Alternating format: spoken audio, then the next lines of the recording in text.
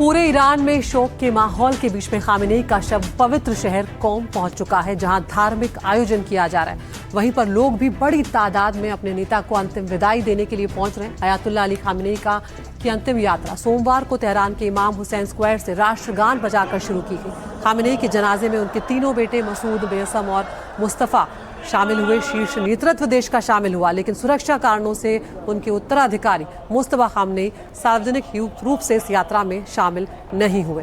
तो ये तस्वीरें भी आपको हम लगातार दिखा रहे हैं कि जब खामेनेई का पार्थिव शरीर कौम पहुंच चुका, हेलीकॉप्टर के जरिए पार्थिव शरीर को कौम लाया गया है और आज अंतिम यात्रा और धार्मिक रस्म होगी।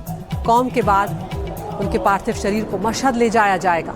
मशहद में ही अंतिम संस्कार अयातुल्लाह अली खामेनेई का होना है। कौम में जुलूस और धार्मिक रस्में पूरी होने के बाद जनाजा इराक के नजफ और करबला भी ले जाया जाएगा और अंत में गुरुवार को मशहद में उनका अंतिम संस्कार किया जाएगा। यहाँ पर तस्वीरें आपको दिखा रहे हैं। खामेनेई का पार्थिव शरीर कौम पहुंच चुका है। मशहद में ही हालांकि अंतिम संस्कार होना है, लेकिन लाखों की तादाद में उनको अंतिम विदाई देने के लिए लोगों के पहुंचने का सिलसिला, जुलूस में शामिल होने का सिलसिला लगातार देखने को मिला।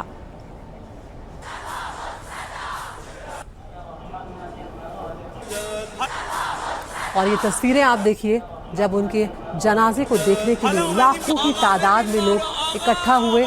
यहाँ पर गम का तो माहौल है ही, लेकिन गुस्सा भी अमेरिका और इजराइल के खिलाफ लोगों का साफ तौर पर देखने को मिला। लगातार नारेबाजी करते हुए, किल ट्रंप, किल बीबी के नारे लगाते हुए लोग यहाँ पर नजर आए। इजरायली पीएम के लिए बड़ी तादाद में लोग पहुंचे और अब जब कौम पहुंच चुका है उनका पार्थिव शरीर, तो यहाँ पर तमाम धार्मिक रस्में जो हैं वो पूरी की जाएंगी। हुजूम लोगों का उमड़ा है। अयातुल्लाह अली खामेनेई अपने सुप्रीम लीडर को विदाई देने के लिए लोगों की आंखों में आंसू नजर आए। जो तमाम शीर्ष नेतृत्व है देश का, वो तक उनके जनाजे की आखिरी यात्रा जो थी उसमें शामिल नजर आए।